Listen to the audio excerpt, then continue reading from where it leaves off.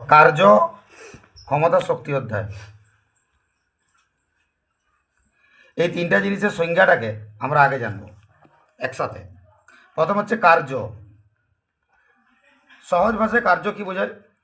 যে যখন কোনো বস্তুর উপর, ধরো এটা একটা বস্তু, এই বস্তুর উপর যদি বল প্রয়োগ করা হয়, তাহলে এই জায়গাটা হচ্ছে তার বল প্রয়োগ বিন্দু, এবং বস্তুটা ধরো সরণ হলো এখানে, এটা হচ্ছে এ অবস্থান, এটা হচ্ছে বি অবস্থান।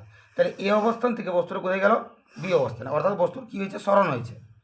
তাহলে বস্তু যদি এ অবস্থান থেকে বি অবস্থানে যে সরণটা হলো, এবং কেন সরণ হলো? এর উপর বল প্রয়োগ করা হলো বলে। তাহলে আমরা বলতে পারি কার্য সমান বল ইন্টু সরণ। ঠিক আছে, তাহলে কার্য সমান আমরা কি বলতে পারি? বল গুণিত প্রয়োগ বিন্দুর সরণ, যেটাকে আমরা প্রকাশ করি এফ ইন্টু ডি, ডিস্টেন্স। ঠিক আছে, যদিও প্রকৃতভাবে এটাকে বোঝানো হয় কার্য সমান বল ইন্টু সরণ ইন্টু কত কোণে বলটা প্রয়োগ হচ্ছে, অর্থাৎ সেই কস থিটা। ঠিক আছে, এটা হচ্ছে অরিজিনাল কার্য বা কৃতকার্য পরিমাপের সূত্র, বল ইন্টু সরণ ইন্টু। কিন্তু তোমাদের সিলেবাসের ক্ষেত্রে দুটো কসের মান লাগে। ঠিক আছে, একটু পরেই বলছি এই ব্যাপারটা নিয়ে, এখন পর্যন্ত এটা জেনে রাখো। ঠিক আছে, বল ইন্টু সরণ ইন্টু কস। তাহলে আমি যদি কসটাকে এখানে ধরি বল, বলের একক কি? নিউটন। সরণের একক কি? মিটার। তাহলে কার্যের একক কী দাঁড়াইলো? নিউটন ইন্টু মিটার, যেটাকে বলি আমরা এসআই। এটা যদি আমরা সিজিএস লিখি, তাই নিউটনের সময় কী হবে? ডাইন। সেই মিটারের জায়গায় কী হবে? সেমি। এটা হলো সিজিএস। তাহলে কার্য কি? কোনো বস্তুর ওপর যদি বল প্রয়োগ করা হয় এবং বল প্রয়োগের ফলে যদিও বস্তুটার সরণ হয়, তাহলে তাদের যে গুণফল, সেই গুণফলটাকে আমরা বলবো কার্য। এভাবে বলা যেতে পারে। ঠিক আছে, বা কোনো বস্তুর উপর বল প্রয়োগ করা হলে সেই বস্তু যদি সরণ হয় তবেই কৃতকার্য হয়েছে বলা যাবে। এটাই সংজ্ঞা। তাহলে কোনো বস্তুর ওপর বল প্রয়োগ করলে যদি সেই বস্তুটার সরণ হয়, তাকে আমরা বলি কার্য। বর্তমানে যদি আমরা বাংলার ভাষায় বলতে যাই কার্য কি, তাহলে সম্পূর্ণ আলাদা। সেখানে স্মরণ না হলেও আমরা বলি কাজ করছি, কেউ ঘুমানোটা একটা কাজ, খাওয়া একটা কাজ। কিন্তু ফিজিক্যাল সায়েন্সে কিন্তু কার্য বলতে কি স্মরণ হতেই হবে। তাহলে কোনো বস্তুর উপর বল না প্রয়োগ করলে কোনো বস্তুর স্মরণ হয় না। তাহলে আমরা বলতে পারছি যে কোনো বস্তুর উপর বল প্রয়োগ করলে সে বস্তুর কী হচ্ছে? স্মরণ হচ্ছে। তাহলে বল ইন্টু স্মরণ, এর গুণফলকে আমরা কী বলবো? কার্য। তাহলে কার্য। এবার আসছি আমরা শক্তি। কার্য করার তোমার যদি সামর্থ্য থাকে, তোমার যদি কার্য করার সামর্থ্য, যদি আমি বলি যে তুমি এই কাজটা করো, তুমি কি বলছো? যে পারবো না এই কাজটা করতে, কারণ কি? আমার শক্তি নাই। তার মানে কি? তুমি কাজটা করতে পারছো না, তার মানে তোমার কার্য করার সামর্থ্য নাই। তাহলে শক্তি জিনিসটা কি? কার্য করার যে সামর্থ্য, সেটাকেই আমরা বলছি শক্তি। কার্য করার সামর্থ্য। যদি কার্য করার সামর্থ্য না থাকে তাহলে শক্তিও নাই, আর যদি কার্য করার সামর্থ্য থাকে তাহলে শক্তিও আছে। ঠিক আছে, তাহলে সেটাকে আমরা, তাহলে কার্য কাকে বলছি না? বল ইন্টু প্রয়োগ ইন্টু সরণ, এটা কার্য। শক্তি কি? যেটা কার্য সেটাকেই আমরা বলতে পারি শক্তি। অর্থাৎ বিষয়টা আলাদা হলেও কিন্তু এদের একক হচ্ছে একই। যেমন ধরো এর এককও হবে নিউটন ইন্টু মিটার, আর dyne into cm. Newton into metre এটাকে নাম দেওয়া হয় জুল, আর ডাইন ইন্টু সেমি এটাকে নাম দেওয়া হয় আর্ক। তাহলে আমরা যদি এবার আসি ক্ষমতাতে, ক্ষমতা জিনিসটা কি? ক্ষমতা আর কিছুই নয়, যে এই যে ইকুয়েশনগুলো পেলেও আমরা কার্য, ক্ষমতা, শক্তি, এর সাথে যদি আমরা সময়ের হারটা জড়িয়ে দিই, এখানে আমরা বলছি কি, প্রথমে শিখলাম আমরা কার্য, কার্য করার সামর্থ্য হলো কি? শক্তি। আর কার্য করার যে হার, কার্য করার হার, হার যখনই এখানে হার কথাটা পাবে তখনই জানবে বাই টাইম। এটা সবসময় মনে রাখবে, বাই সময়, আর উপরে কে থাকবে? কার্য। কারণ কার্য করার হার, হার মানে কি? সময়। তাহলে কার্য বাই সময়। তাহলে এককটা দেখো, এককটা শুধু চেঞ্জেস কী হবে? এখানে যেমন আসছিল বল ইন্টু সরণ, সেটাই থাকবে, অর্থাৎ নিউটন ইন্টু মিটার। পার কী হয়ে যাবে? সময়ের একক সেকেন্ড। তাহলে এটাকে আমরা লিখতে পারি newton into metre per second, এটাকেও লেখা যেতে পারে। বা এটাকে আমরা লিখতে পারি নিউটন ইন্টু মিটার যেহেতু এটা বাই আছে, এটা গুণে আনতে গেলে সূচকের নিয়ম অনুসারে সেকেন্ড মাইনাস ওয়ান। আরেকটা হবে কি ডাইন into cm into second minus one, কারণ সময়ের একক দু ক্ষেত্রেই সেকেন্ড হয়। তাহলে আমরা ওভারঅল কী পাইলাম? ওভারঅল আমরা পেলাম কার্য কি বল ইন্টু প্রয়োগ বিন্দুর স্মরণ। কোনো বস্তুর উপর বল প্রয়োগ করলে যদি সেই বস্তুর স্মরণ হয় তাহলে বলবো যে সেটা কার্য। শক্তি কি কার্য করার যে সামর্থ্য সেটাকে আমরা কী বলবো? শক্তি। আর ক্ষমতা কি কার্য করার যে হার সেটাকে আমরা বলবো ক্ষমতা। তাহলে তিনটা জিনিসের সাথে একটা রিলেটেড জিনিস আছে, অবশ্যই তার জন্য এই চ্যাপ্টারটা একসাথে দিয়েছে। তাহলে কার্য কি কোনো বস্তুর উপর বল প্রয়োগ করলে যদি বস্তুটা স্মরণ হয় তাহলে হবে কার্য। শক্তি কি যদি কার্য করার সামর্থ্য থাকে তাহলে শক্তি আছে, অর্থাৎ কার্য করার সামর্থ্যকে আমরা কী বলবো? শক্তি। আর কার্য করার যে হার সেটাকে আমরা বলবো ক্ষমতা। হার মানে কি আর সময়, মানে যেটা কার্য। তাহলে আমরা এটা বলতে পারি কার্য সমানই শক্তি সমান কার্য বা কার্য বাই সময়। তাহলে দেখো এককটা কার্যের একক যা, শক্তির এককও তাই, আর ক্ষমতার একক শুধুমাত্র পার সেকেন্ডটা জুড়ে যাচ্ছে। এটা খুব ইজি তিনটার একক নির্ণয় করা। তাহলে কার্যের একক কী হবে? কার্যের একক যদি জুল হয়, শক্তির একক তাহলে কী হবে? জুল। এটা কী হবে? Joule per second. ঠিক এমনি এটা যদি আর্গ হয় এটাও কী হবে? আর্গ। এটা হবে আর্গ পার সেকেন্ড।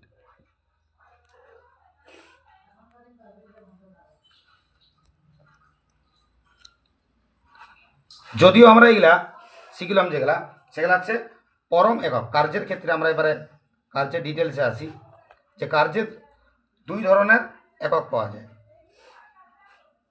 একটা পরম একক আর একটা অভিকর্ষীয়। পরম একক দুই ধরনের হয়, একটা এসআই একটা সিজিএস। অভিকর্ষীয় দুই ধরনের হয়, একটা এসআই একটা সিজিএস। তো কার্যের পরম একক সমান কি? এগুলি যেগুলো আমরা বলেছিলাম যে নিউটন ইন্টু মিটার, এটা কী হবে? ডাইন ইন্টু সেমি, এটাকে আমরা কি বলতে পারি? বা জুল, এটাকে আমরা কি বলতে পারি? বা আর্গ। অভিকর্ষীয় এককের সময় আমাদেরকে কি জানতে হবে? এখানে আমরা কি জানি যে অভিকর্ষীয় এককের সময়ও যখন আমরা কোনো 1 কেজি ভরের বস্তুকে 1 কেজি ভরের বস্তুকে অভিকর্ষের বিরুদ্ধে আমরা যদি নিয়ে যাই তাহলে, অর্থাৎ আমাদের এখানে আসবে যেখানে আমরা পড়েছিলাম বারবার যে বল, আমরা কি জানি যে এখানে বল ইন্টু সরণ। তাহলে বলকে ভাঙলে আমরা কি পাবো? এফকে ভাঙলে আমরা কি পাই? বল মানে কি এফ ইন্টু ডি। তাহলে এফকে ভাঙলে আমরা কি পাবো? M A into D. এখানে এম কি? এম হচ্ছে বস্তুর ভর, আর এ কি? অভিকর্ষজ ত্বরণ, তাই তো? তাহলে এম কি? বস্তুর ভর, এ কি? ত্বরণ।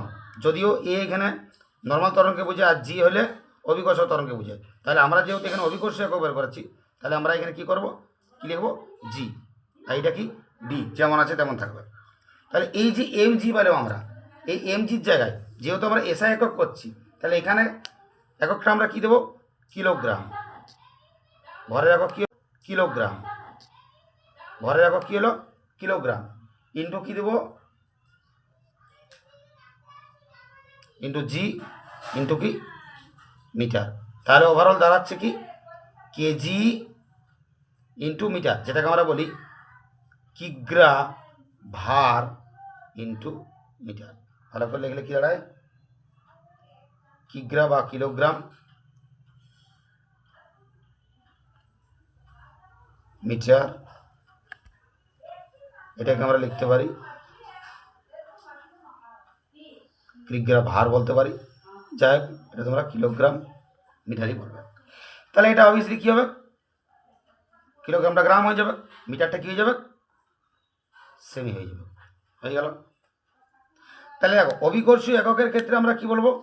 অভিকর্ষীয় এককের ক্ষেত্রে আমরা এফটা আমরা কি জানি যে এফ আমরা পড়িয়েছি ক্লাস 6-7 আমরা দেখেছি যে এফ বলতে কি? এফ বলতে বস্তুর এফ সমান সমান আমরা ওজন বলতে পারি। এটা আমরা জানি যে এফ বল এবং ওজন, ওজনের একক কি? নিউটন। বলের একক কি? নিউটন। এটা জানো? ওজনের একক কি? নিউটন। বলের 6-এ ছিল, এটা ক্লাস 6-এ ছিল যে বলের একক নিউটন, ওজনের একক কি? নিউটন। তাহলে আমরা বলতেই পারি বল সমানই হচ্ছে কি? ওজন। তাহলে আমরা এখানে বসাতেই পারি যে ওজনের কিলোগ্রাম এবং মিটার। ঠিক আছে, তাহলে এফের জায়গায় তাহলে আমরা কি বলতে পারি যে বলের জায়গায় আমরা কি আসতে পারি? ধারণাটা ওজন। এখানে এই ওজন বলতে আমরা কি জানি? এখানে ওজন বলতে আমরা কি জানি? আমরা ওজন বলতে জানি যে ভরটা লাগে তার সাথে অভিকর্ষ ত্বরণ গুণ হয়। ওজন ঘনবস্তুর ওজন, ঘনবস্তুর ভর বলতে আমরা কি জানি? শুধু এমকে। কিন্তু যখনই চলে আসবো ঘনবস্তুর ওজন, তখনই এম এর সাথে কী হয়ে যাবে? অভিকর্ষ ত্বরণ গুণ হয়ে যাবে। তাহলে আমরা কী পাবো? কিলোগ্রাম ভার এটা বলতে পারি, বা কিলোগ্রাম ইন্টু মিটার। এটা হচ্ছে এসআই একক, আর এটা কি? সিএস একক। ঠিক আছে, তাহলে পরম একক কী পাইলাম? রেস করে লিখছি এধারে।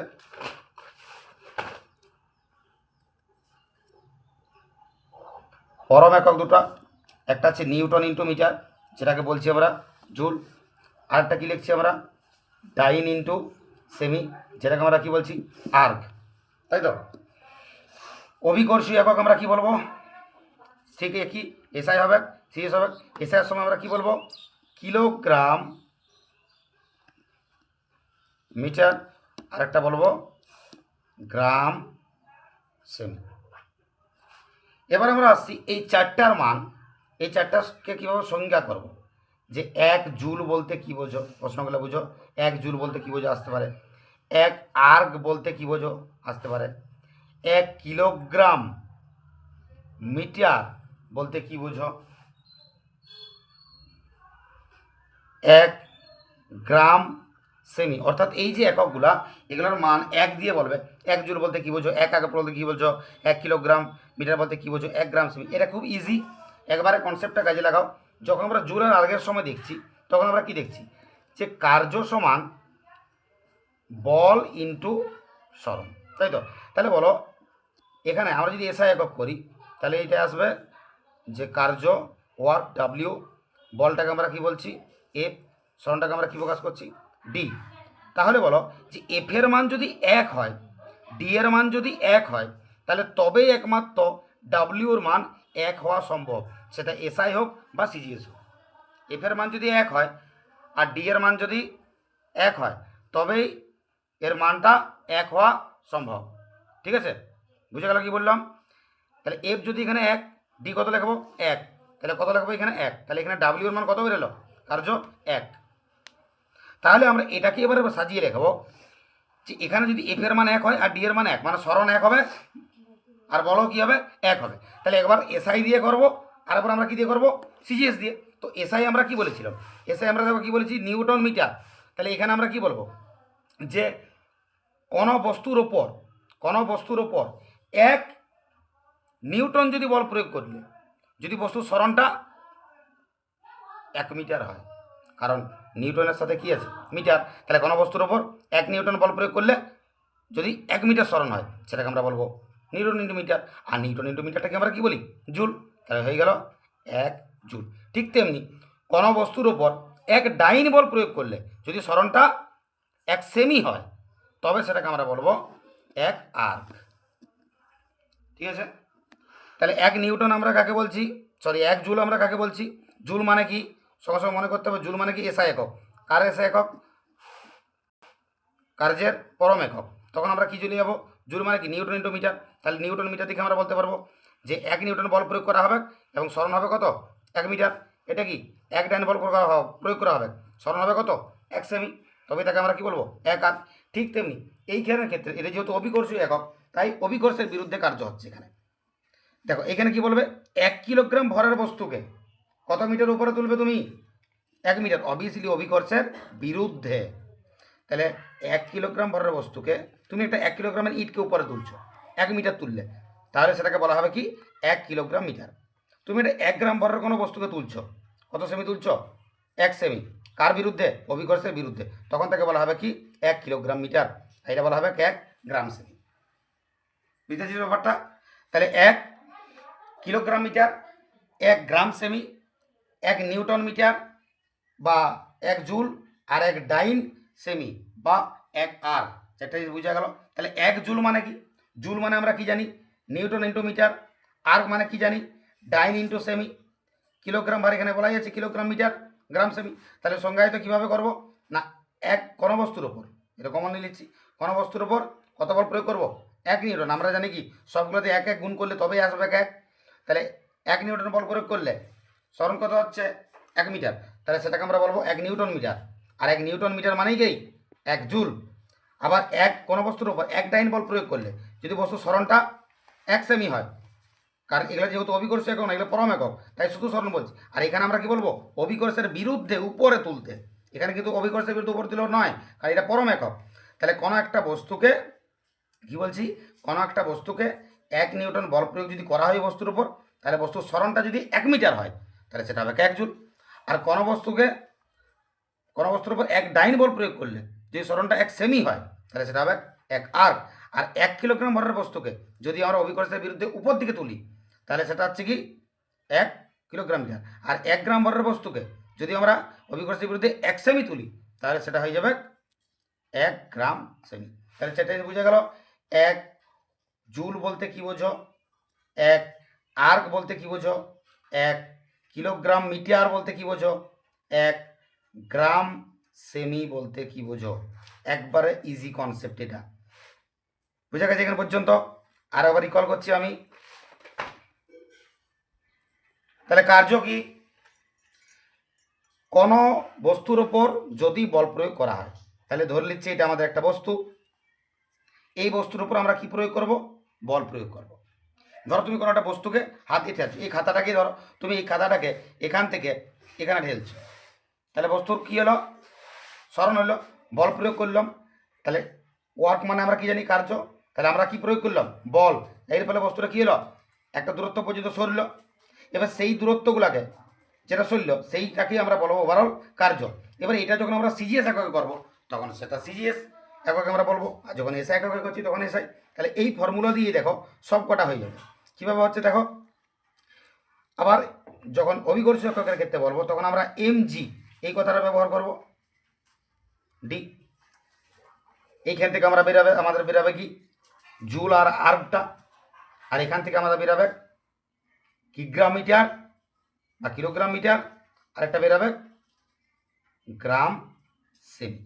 তাহলে দেখে নাও, এটা যদি 1 করা হয় এটা 1, তবে এটা 1 হবে। তাহলে 1 মিটার, আর এটা কী লেখাবো? 1 নিউটন। তাহলে কোনো বস্তুর উপর 1 নিউটন বল প্রয়োগ করলে সরণ যদি 1 মিটার হয়, কোনো বস্তু তাহলে বলবো 1 জুল। কোনো বস্তুর উপর 1 ডাইন বল প্রয়োগ করলে যদি সরণটা 1 সেমি হয় তাহলে তাকে বলবো 1 আর্ক। এখানে কি বলবো? 1 কিলোগ্রাম ভরের বস্তুকে অভিকর্ষের বিরুদ্ধে যদি 1 মিটার তুলতে যাই তাহলে তাকে আমরা কি বলবো? 1 কিলোগ্রাম মিটার। আর 1 গ্রাম ভরের বস্তুকে যদি অভিকর্ষের বিরুদ্ধে 1 সেমি তুলতে যাই তাহলে তাকে আমরা বলবো 1 গ্রাম সেমি। দেখবো জুলের সাথে আর্গের, তখন আমরা এই রিলেশন পাচ্ছি 1 জুল সমান 10⁷ আর্ক। যখন আমরা গ্রাম সেমির সাথে আর্গের করছি রিলেশন, এটা মুখস্থ করার কোনো দরকার নাই, এটা করলেই পারবে বুঝে বুঝে, ঠিক আছে? তাহলে আসবে 981 আর্ক। আবার 1 কিগ্রা মিটার সমান কত আসবে? 9.8 জুল। এবারে এই 9.8 জুল যদি আমরা করি, ভালো জিনিসটা আমি এধারা আবার ফ্রেশ করে করছি, যে 1 কিগ্রা মিটার সমান আমরা কি জানি? যে 1 কিলোগ্রাম ভরের বস্তু, তাই তো? তার মানে 1 কিগ্রা ভার ইন্টু কি আসবে? 1 মিটার, তবে তো এখানে 1 আসবে। তো তাহলে 1 কিগ্রা ভার মানে কি? 1 কিগ্রা ভার মানে এখানে আমরা বসাবো 9.8 নিউটন ইন্টু কি লিখবো এখানে? মিটার। তাহলে কি লিখছি? 9.8 নিউটন ইন্টু মিটার। এবারে নিউটন ইন্টু মিটারটাকে আমরা কি বলি? 9.8 জুল বলতে পারি, কারণ নিউটন মিটারকে আমরা কি বলি? জুল। এবার আমরা কি জানি? জুলের সাথে আর্গের সম্পর্ক আমরা জানি যে 1 জুল সমান কত আর্গ? 10⁷ আর্গ। তাহলে বসাতে পারি, এই মানটা যেমন থাকলো তেমন থাকলো, এর সাথে গুণ করে দেবো কত? 10⁷। তখন এই জুলটা পরিণত হয়ে যাবে কিসে? আর্গে। তাহলে দেখো 1 কিগ্রা মিটারের সাথে জুলের সম্পর্কও পাওয়া গেল, আবার আর্গের সম্পর্কও পাওয়া গেল। তাহলে 1 কিগ্রা মিটার সমান যত জুল হবে তার সাথে 10⁷ গুণ করে দিলেই অত আর্গ বেরিয়ে যাবে। ধরো সিম্পল আমি বলছি যে যে 20 জুল যদি থাকে, তো সিম্পল 20 ইন্টু 10⁻⁷ আর, কারণ আমরা কি জানি 1 জুল সমান কত হয়, এই জুলটাকে আগে পর্যন্ত করতে গেলে আমাকে কী করতে হয়, 10⁻⁷ গুণ করতে হয়। তো স্বাভাবিক যে 20 জুল যদি হয় তাহলে 20 ইন্টু 10⁻⁷ আর, তাহলে এখানে কত হয়েছিল 9.8 জুল, তার মানে কি 9.8 গুণিত 10⁻⁷ আর। তাহলে প্রত্যেকের সাথে প্রত্যেকটা এককের রিলেশন আমরা দেখলাম। আমরা কার কার রিলেশন দেখলাম, আমরা দেখলাম আর্ক, জুল, তারপর আমরা কি দেখলাম আর্গের সাথে গ্রাম সেমি, তারপর দেখলাম আমরা আর্গের সাথে কিগ্রামিটার, আবার জুলের সাথে কিগ্রামিটার, সবার সাথে সবার রিলেশনে আমরা দেখতে পেলাম এখানে, অতি সহজভাবে দেখালাম। ঠিক আছে, তাহলে প্রত্যেকটা জিনিস বুঝতে পেরেছ যে আর্গের সাথে জুলের সম্পর্ক আমরা কীভাবে নির্ণয় করব। যখনই আমরা কী ধরবো, 1 জুল সমান কী জানি আমরা 1 নিউটন ইন্টু মিটার। বুঝতে পেরেছি এখান পর্যন্ত। এবার আমরা যে টপিকটি আসবো সেটা হচ্ছে কার্যের প্রকারভেদ। ঠিক আছে, কার্যকে আমরা দুটো ভাগে ভাগ করতে পারি, মেইনলি মূলত আমরা দুটো ভাগে ভাগ করতে পারি। একটা হচ্ছে বলের দ্বারা কার্য, আর একটা হচ্ছে বলের বিরুদ্ধে কার্য। এটা পৃথিবী, তুমি যদি পৃথিবী থেকে কোনো একটা বস্তুকে উপরের দিকে তুলো, তাহলে বলো অভিকর্ষজ বল কোন দিকে আছে, মাধ্যাকর্ষণ বল কোন দিকে হয়, নিচ দিকে। তাহলে তুমি দেখো সেই মাধ্যাকর্ষণ বলের বিরুদ্ধে এই বস্তুটাকে কি করছো, উপরে তুলছো।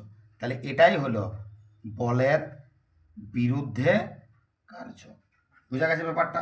তাহলে যখনই আমরা কোনো বস্তুকে উঠাই তখনই সেটা হয়ে যায় কি, বলের বিরুদ্ধে কার্য। ঠিক উল্টাটা বলের পক্ষে কার্য। কোনো একটা বস্তুকে তুমি যদি ফেলতে থাকো নিচে, ধরো তুমি কোনো বস্তুকে ধরেছিলে, সেটা তুমি ছেড়ে দিলে, সেটা দেখো নিচের দিকে পড়বে, আর মাধ্যাকর্ষণ টানো কোন দিকে, নিচের দিকে। দেখো সমমুখী হয়েছে, তাহলে এটা কি হয়েছে, বলের দ্বারা বা বলের পক্ষে কার্য। দ্বারা না কার্য না বলে আমরা পক্ষে কার্য বললে আরও ভালো হয়, পক্ষে, এটা বিরুদ্ধে বা বিপক্ষে। তাহলে এইটা দেখো, এই কার্যটা হয়েছে কি বলের সাপোর্টে, অর্থাৎ বলের পক্ষে আছে, আর এই কার্যটা হয়েছে কি বলের বিপক্ষে। কারণ এক্ষেত্রে তুমি কি করেছো, মাধ্যাকর্ষণ বল নিচের দিকে, কিন্তু বস্তুটাকে তুমি এই দেখো এই কলমটাকে যখন আমি উপর দিকে তুলছি, অভিকর্ষণ টান কোন দিকে আছে, নিচের দিকে আছে, কিন্তু কলমটাকে আমি কোথা থেকে তুলছি, উপর দিকে। তাহলে অভিকর্ষণের বিরুদ্ধে কাজ হচ্ছে, তাহলে এটা হচ্ছে বলের বিরুদ্ধে। আর যখনই কলমটাকে ছেড়ে দিচ্ছি তখন দেখো যে কার্যটা হলো সেটা অভিকর্ষের দিকে হলো, তাই এটা হচ্ছে বলের পক্ষে কার্য। তো এটাই ছিল বলের পক্ষে কার্য আর বলের বিপক্ষে কার্য। বুঝা গেছে ব্যাপারটা। এবার আমরা একটা টপিকে আসবো, কার্যহীন বল। আর এখানে তোমরা বুঝতে পারবে কস থিটার ব্যাপারটা। কার্যহীন বল, দেখো আমাদের সিলেবাসে এটা জানার আগে তোমাদেরকে দুটো মান সম্পর্কে জানতে হবে। যদিও তোমরা ত্রিকোণমিতিতে মানটা জানবে, দুটো মানকে আমি বলে রাখছি শুধুমাত্র, যেটা আমাদের প্রয়োজন। একটা হচ্ছে কস থিটার মানগুলা, একটা হচ্ছে কস 90 ডিগ্রি, আর একটা হচ্ছে কস 0 ডিগ্রি। কস 90 ডিগ্রির মান হচ্ছে 0, কস 0-র মান হচ্ছে 1। এবার একটা জিনিস ভাবো, আমরা বলের যখন কার্য পড়েছি তখন আমরা কি পড়েছি, যে ডাব্লিউ সমান F into D into cos theta. তাহলে এখানে বলো আমরা যে কার্যটা হচ্ছে, এই সব কার্য হচ্ছে কেমন হবে, অনুভূমিক হবে। এই যে খাতাটাকে আমি ঠেলছি, এটা কেমন হবে যাচ্ছে, অনুভূমিক। এটাকে কি বলা হয়, অনুভূমিক হবে। এটাকে কি বলা হয়, অনুভূমিক হবে। দেখো এটাকে আমি ঠেলছি, অনুভূমিক হবে। এই বরাবর কী হলে ঠেললে কী হয়, অনুভূমিক হবে। এটা ধরো বক্স ছিল, এখানে বক্সটাকে নিয়ে আসলো, তাহলে এটা কীভাবে হলো, অনুভূমিকভাবে হলো। অনুভূমিক মানে কোণ কত এখানে 0, তাহলে এখানে যদি কোণ 0 হয় তাহলে এফ ইন্টু ডি ইন্টু কস 0, কস 0-র মান, সরি এটা কস 0, কস 0 ডিগ্রির মান হলো কত 1, তাহলে এফ ইন্টু ডি ইন্টু 1, তাহলে এটার মান কত দাঁড়ায়, এফ ইন্টু ডি দাঁড়ায়, কারণ একের কোনো মান নাই। তাহলে অতএব আমরা কি পাচ্ছি, ডাব্লিউ সমান এফ ইন্টু ডি, এখানে কস 0 হওয়ার কারণে। তাহলে দেখো এখানে বলের আর স্মরণের গুণ করলেই আমরা পেয়ে যাবো, আমাদের কস থিটার কোনো দরকার নাই এখানে জানা। তাই তোমাদের সিলেবাসে নর্মালি লেখা থাকে, অনেক বইতে দেখবে এফ ইন্টু ডি, কিন্তু প্রকৃত জিনিসটা হলো কস থিটা। অর্থাৎ কস থিটা কত, যদি অনুভূমিকভাবে কার্য হচ্ছে, যার জন্যেই তোমার এই কসটাকে কত ধরাচ্ছে 0, আর cos 0 মান কত 1, আর একের কোনো এখানে দরকার নাই, তার জন্য f ইন্টু ডি, তার জন্য আমরা সবাই এটা লক্ষ্য করি, কিন্তু বাস্তবে দেখা যায় এই ঘটনাটাই হচ্ছে কৃতকার্যের প্রকৃত রূপ। ঠিক আছে, তো এইটা আমাদেরকে জানতেই হচ্ছে, তা না হলে আমরা কার্যহীন বল কখনো বুঝতে পারবো না। এবার বুঝো, আমরা যেটা কার্যহীন বল করব সেইটা বুঝো। তাহলে কার্যহীন বল কোনটা হবে? কার্যহীন বল মানে কি, মানে ডাব্লিউর মানটা 0 হবে, হ্যাঁ কি না? তবে তো সেটা কার্যহীন বল। ডাব্লিউর মান 0 হবে তবেই তো সেটা কার্যহীন বল। ডাব্লিউ যদি কোনো না কোনো একটা মান থাকে, তোরা 1 থাকলো 2 থাকে, সেটা তো কার্যহীন কখনোই নয়। তাহলে ডাব্লিউর মান তো 0 হতে হবে, নাহলে কার্যহীন বল কী করে হবে? তাহলে এবার দেখো, আমরা যদি লিখি ডাব্লিউ সমান F into D into cos theta, কার্যহীন বল কখন হয়?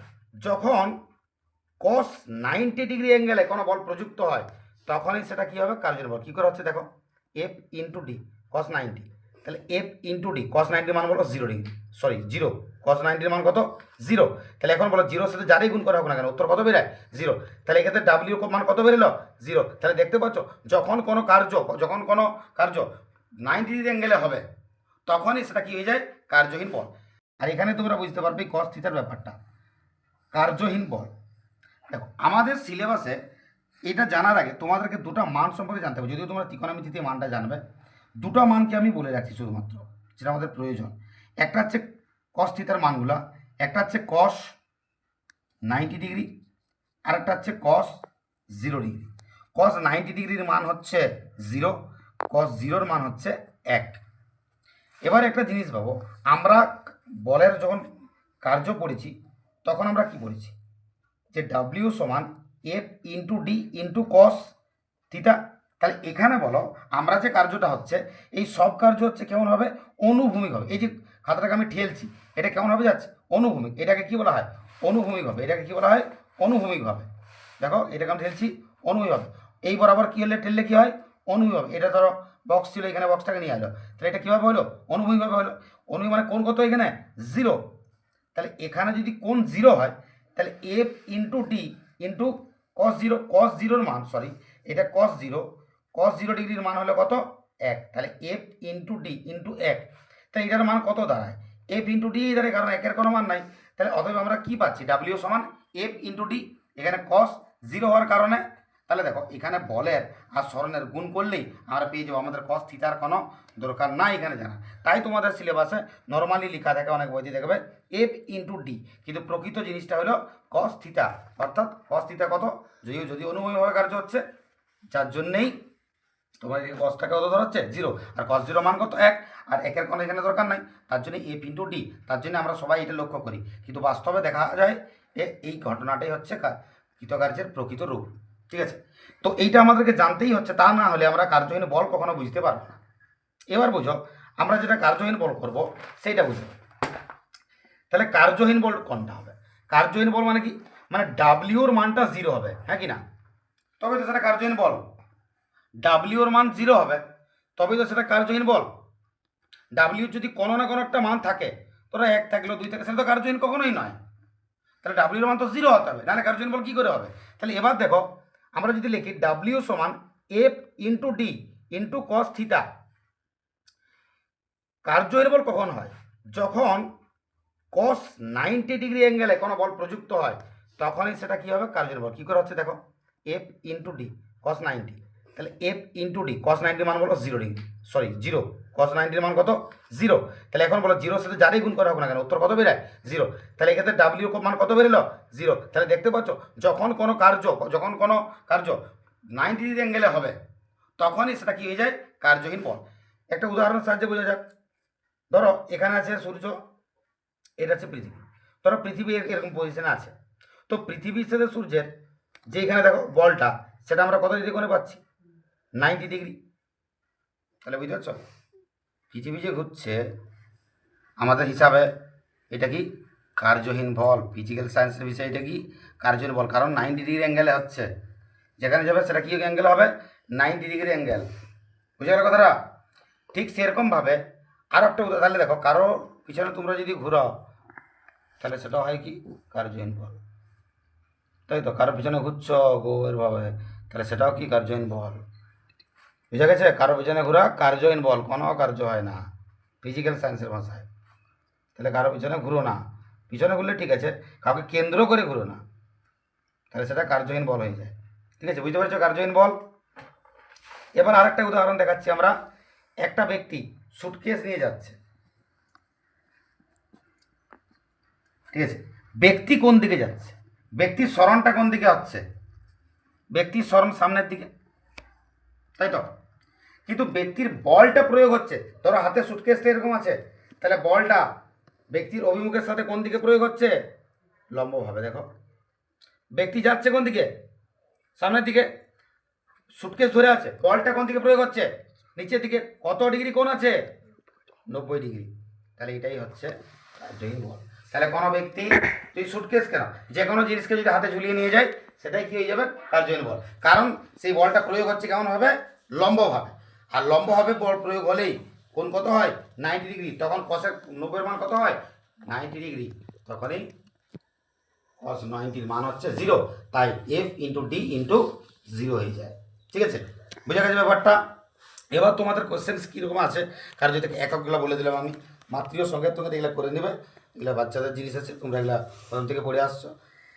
আর এখানে একটা বিষয় জানিয়ে রাখা ভালো আমাদের, যে কার্য থেকে যে এই যে বলের পক্ষে কার্য, বলের বিপক্ষে কার্য, এগুলো ন্যাচারাল সংজ্ঞা, এগুলোর জন্য বিশেষ কোনো পড়তে হয় না, অ্যাকুরেট মুখস্থ হলে কোনো দরকার হয় না।